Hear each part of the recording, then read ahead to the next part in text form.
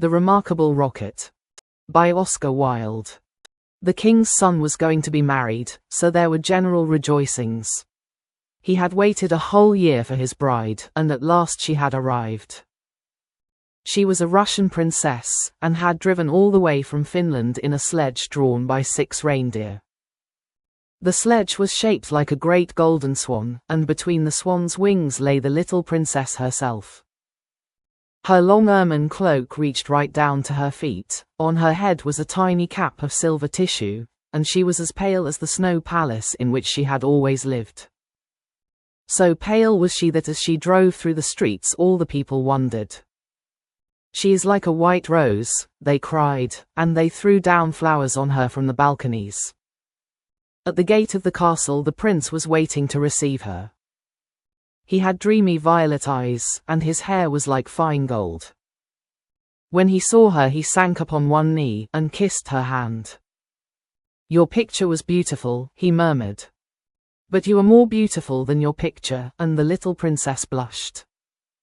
"She was like a white rose before," said a young page to his neighbor. "But she is like a red rose now," and the whole court was delighted. For the next 3 days everybody went about saying, "White rose, red rose, red rose, white rose," and the king gave orders that the page's salary was to be doubled.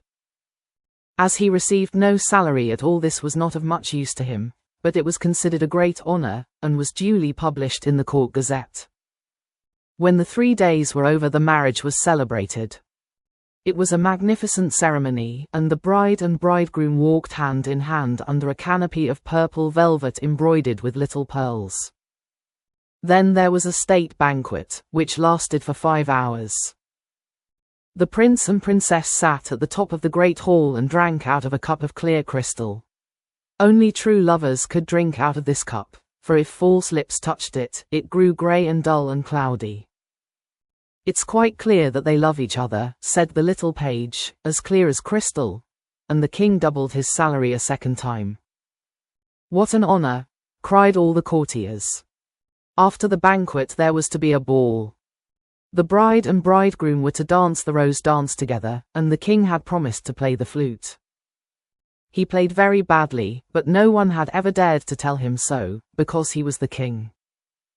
Indeed, he knew only 2 airs, and was never quite certain which one he was playing. But it made no matter, for, whatever he did, everybody cried out, "Charming! Charming!" The last item on the program was a grand display of fireworks, to be let off exactly at midnight.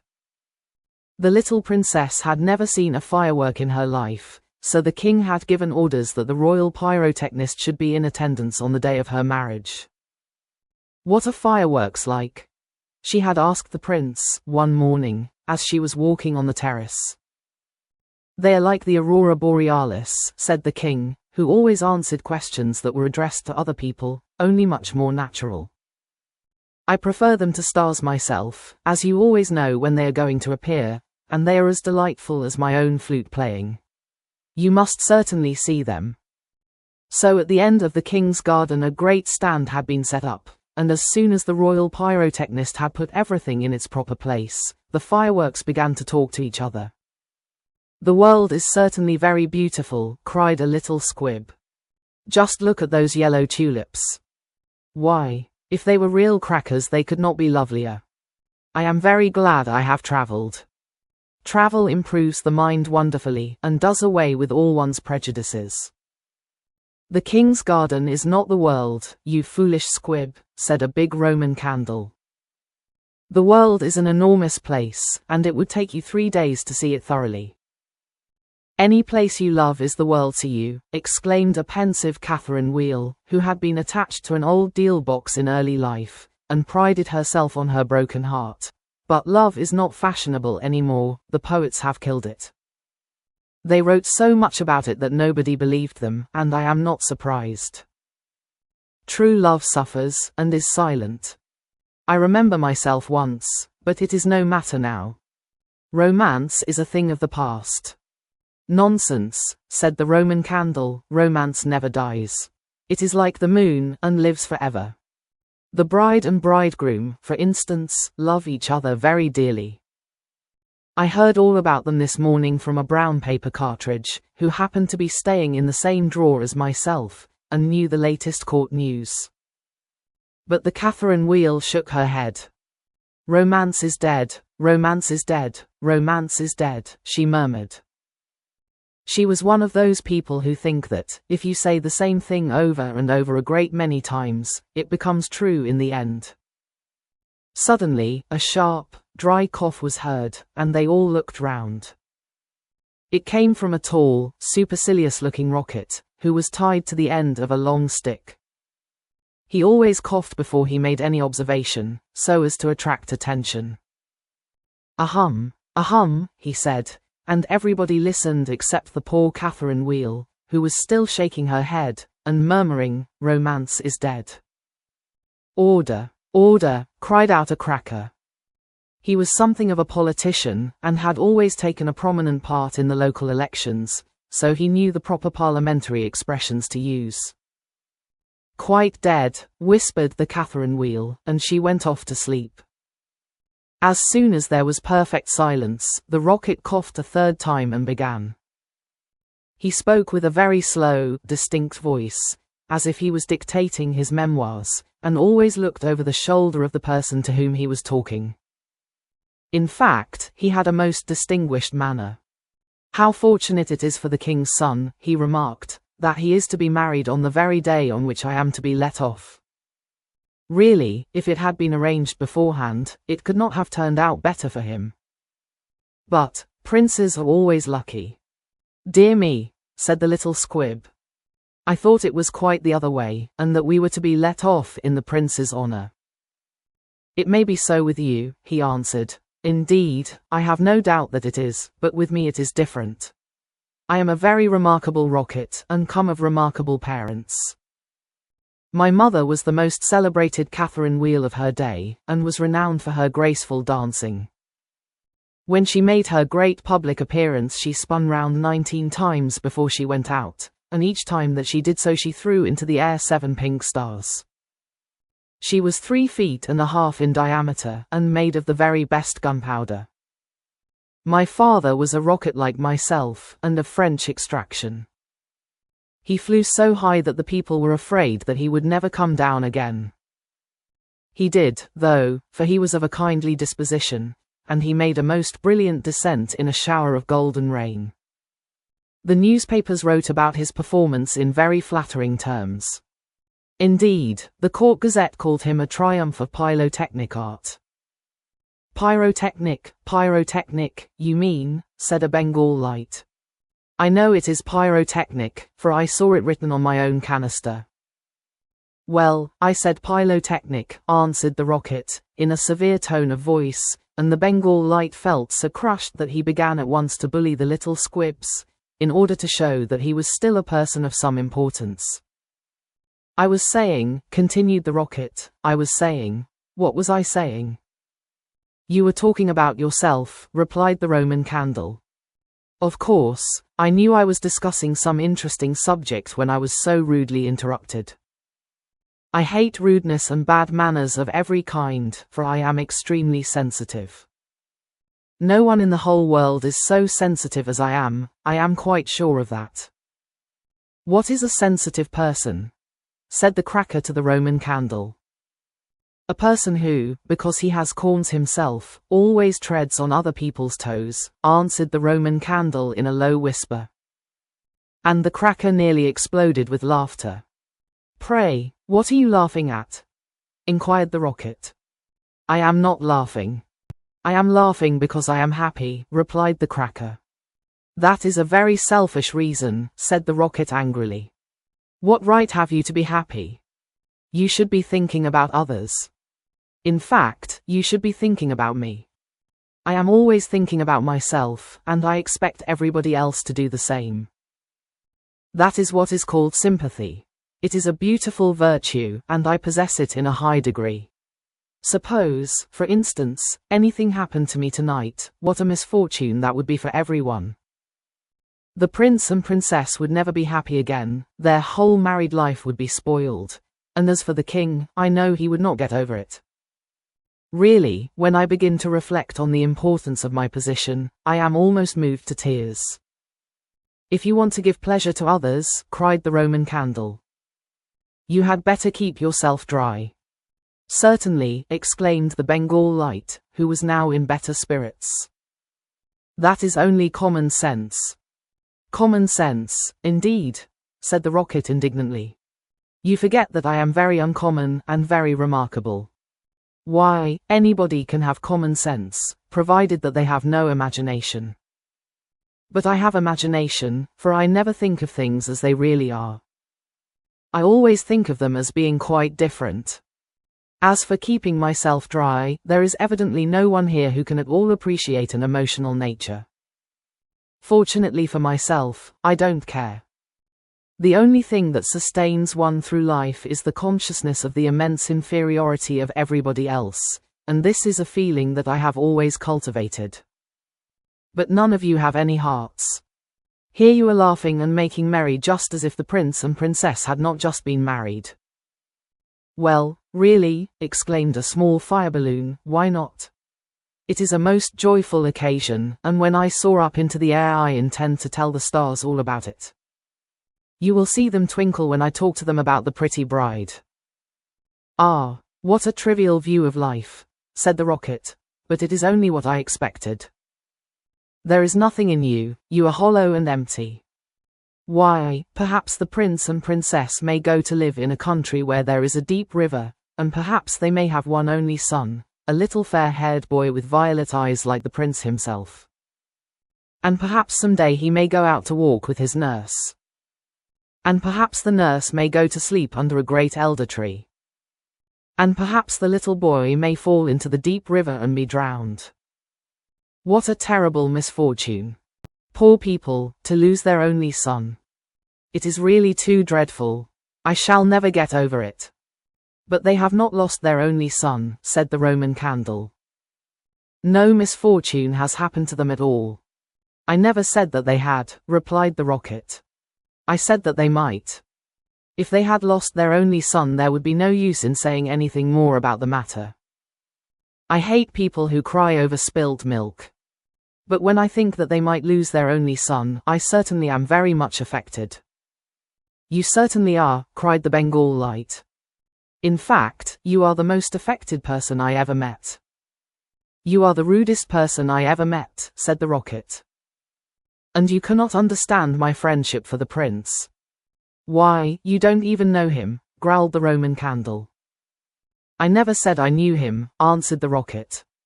I dare say that if I knew him I should not be his friend at all. It is a very dangerous thing to know one's friends. You had really better keep yourself dry, said the fire balloon. That is the important thing. Very important for you, I have no doubt, answered the rocket. But I shall weep if I choose, and he actually burst into real tears, which flowed down his stick like rain-drops, and nearly drowned two little beetles, who were just thinking of setting up house together, and were looking for a nice dry spot to live in.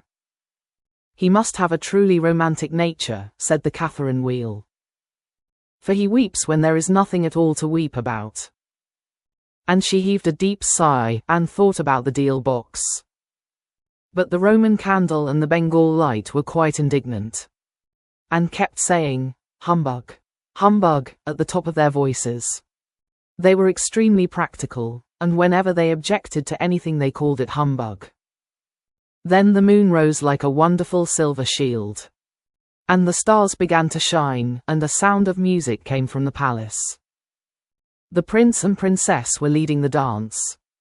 They danced so beautifully that the tall white lilies peeped in at the window and watched them, and the great red poppies nodded their heads and beat time. Then 10 o'clock struck, and then 11, and then 12, and at the last stroke of midnight everyone came out on the terrace, and the king sent for the royal pyrotechnist. Let the fireworks begin, said the king.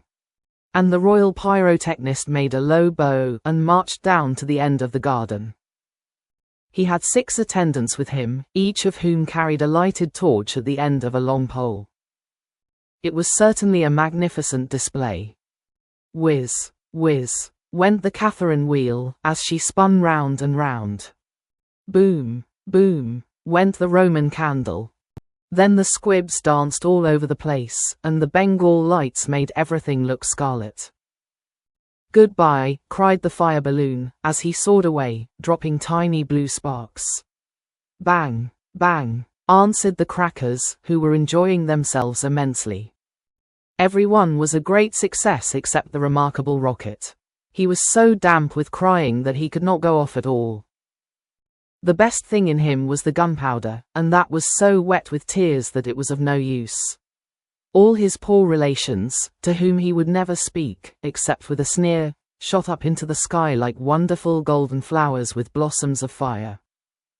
Huzza, huzza, cried the court, and the little princess laughed with pleasure. I suppose they are reserving me for some grand occasion, said the rocket. No doubt that is what it means, and he looked more supercilious than ever. The next day the workmen came to put everything tidy. This is evidently a deputation, said the rocket. I will receive them with becoming dignity, so he put his nose in the air, and began to frown severely as if he were thinking about some very important subject. But they took no notice of him at all till they were just going away. Then one of them caught sight of him. Hallo, he cried, what a bad rocket, and he threw him over the wall into the ditch. Bad rocket, he said, as he whirled through the air. Impossible. Grand rocket, that is what the man said. Bad and grand sound very much the same, indeed they often are the same. And he fell into the mud. It is not comfortable here, he remarked. But no doubt it is some fashionable watering place, and they have sent me away to recruit my health. My nerves are certainly very much shattered, and I require rest. Then a little frog, with bright jeweled eyes and a green mottled coat, swam up to him. A new arrival, I see, said the frog. Well, after all there is nothing like mud. Give me rainy weather and a ditch, and I am quite happy. Do you think it will be a wet afternoon? I am sure I hope so, but the sky is quite blue and cloudless. What a pity. Ahem, said the rocket, and he began to cough. What a delightful voice you have, cried the frog. Really it is quite like a croak, and croaking is of course the most musical sound in the world. You will hear our glee club this evening.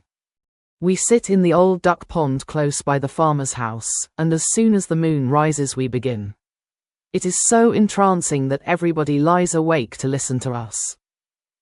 In fact, it was only yesterday that I heard the farmer's wife say to her mother that she could not get a wink of sleep at night on account of us. It is most gratifying to find oneself so popular. Ahem, said the rocket angrily. He was very much annoyed that he could not get a word in. A delightful voice, certainly, continued the frog. I hope you will come over to the duck pond. I am off to look for my daughters. I have 6 beautiful daughters, and I am so afraid the pike may meet them. He is a perfect monster, and would have no hesitation in breakfasting off them. Well, goodbye. I have enjoyed our conversation very much, I assure you. Conversation, indeed, said the rocket. You have talked the whole time yourself. That is not conversation. Somebody must listen, answered the frog. And I like to do all the talking myself. It saves time, and prevents arguments. But I like arguments, said the rocket. I hope not, said the frog complacently. Arguments are extremely vulgar, for everybody in good society holds exactly the same opinions. Goodbye a second time.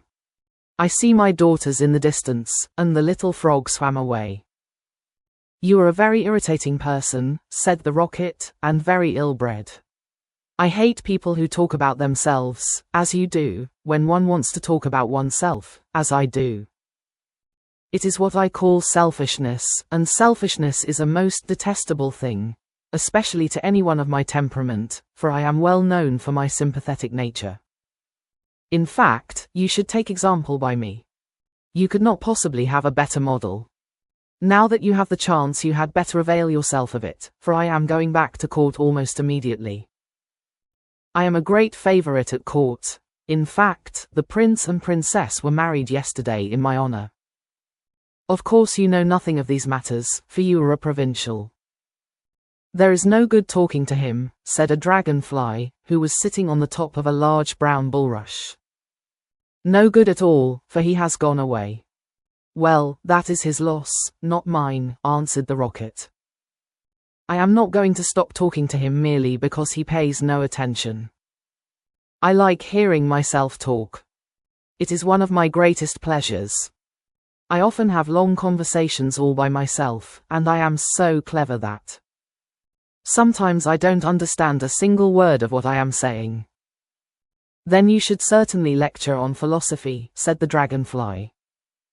And he spread a pair of lovely gauze wings and soared away into the sky. How very silly of him not to stay here, said the rocket. I am sure that he has not often got such a chance of improving his mind. However, I don't care a bit. Genius like mine is sure to be appreciated some day. And he sank down a little deeper into the mud. After some time a large white duck swam up to him. She had yellow legs and webbed feet, and was considered a great beauty on account of her waddle. Quack, quack, quack, she said. What a curious shape you are. May I ask, were you born like that, or is it the result of an accident? It is quite evident that you have always lived in the country, answered the rocket, otherwise you would know who I am. However, I excuse your ignorance. It would be unfair to expect other people to be as remarkable as oneself. You will no doubt be surprised to hear that I can fly up into the sky and come down in a shower of golden rain. I don't think much of that, said the duck, as I cannot see what use it is to anyone. Now, if you could plough the fields like the ox, or draw a cart like the horse, or look after the sheep like the collie dog, that would be something. My good creature, cried the rocket in a very haughty tone of voice, I see that you belong to the lower orders. A person of my position is never useful. We have certain accomplishments, and that is more than sufficient. I have no sympathy myself with industry of any kind, least of all with such industries as you seem to recommend. Indeed, I have always been of opinion that hard work is simply the refuge of people who have nothing whatever to do. Well, well, said the duck, who was of a very peaceable disposition, and never quarrelled with anyone. Everybody has different tastes. I hope, at any rate, that you are going to take up your residence here. Oh, dear no, cried the rocket. I am merely a visitor, a distinguished visitor. The fact is that I find this place rather tedious. There is neither society here, nor solitude. In fact, it is essentially suburban. I shall probably go back to court, for I know that I am destined to make a sensation in the world. I had thoughts of entering public life once myself, remarked the duck. There are so many things that need reforming. Indeed, I took the chair at a meeting some time ago, and we passed resolutions condemning everything that we did not like. However, they did not seem to have much effect. Now I go in for domesticity, and look after my family. I am made for public life, said the rocket, and so are all my relations, even the humblest of them. Whenever we appear we excite great attention. I have not actually appeared myself, but when I do so it will be a magnificent sight. As for domesticity, it ages one rapidly, and distracts one's mind from higher things. Ah, the higher things of life, how fine they are, said the duck. And that reminds me how hungry I feel. And she swam away down the stream, saying, quack, quack, quack. Come back, screamed the rocket. I have a great deal to say to you. But the duck paid no attention to him. I am glad that she has gone, he said to himself. She has a decidedly middle-class mind. And he sank a little deeper still into the mud, and began to think about the loneliness of genius, when suddenly two little boys in white smocks came running down the bank, with a kettle and some faggots. This must be the deputation, said the rocket, and he tried to look very dignified. Hallo, cried one of the boys, look at this old stick. I wonder how it came here, and he picked the rocket out of the ditch. Old stick, said the rocket. Impossible. Gold stick, that is what he said. Gold stick is very complimentary. In fact, he mistakes me for one of the court dignitaries. Let us put it into the fire, said the other boy. It will help to boil the kettle. So they piled the faggots together and put the rocket on top and lit the fire. This is magnificent, cried the rocket. They are going to let me off in broad daylight so that everyone can see me. We will go to sleep now, they said. And when we wake up the kettle will be boiled, and they lay down on the grass and shut their eyes. The rocket was very damp, so he took a long time to burn. At last, however, the fire caught him. Now I am going off, he cried, and he made himself very stiff and straight. I know I shall go much higher than the stars, much higher than the moon, much higher than the sun. In fact, I shall go so high that... Fizz, fizz, fizz, and he went straight up into the air. Delightful, he cried, I shall go on like this forever. What a success I am. But nobody saw him. Then he began to feel a curious tingling sensation all over him. Now I am going to explode, he cried. I shall set the whole world on fire and make such a noise that nobody will talk about anything else for a whole year. And he certainly did explode. Bang, bang, bang, went the gunpowder. There was no doubt about it. But nobody heard him, not even the two little boys, for they were sound asleep. Then all that was left of him was the stick, and this fell down on the back of a goose who was taking a walk by the side of the ditch. Good heavens, cried the goose. It is going to rain sticks. And she rushed into the water. I knew I should create a great sensation, gasped the rocket, and he went out.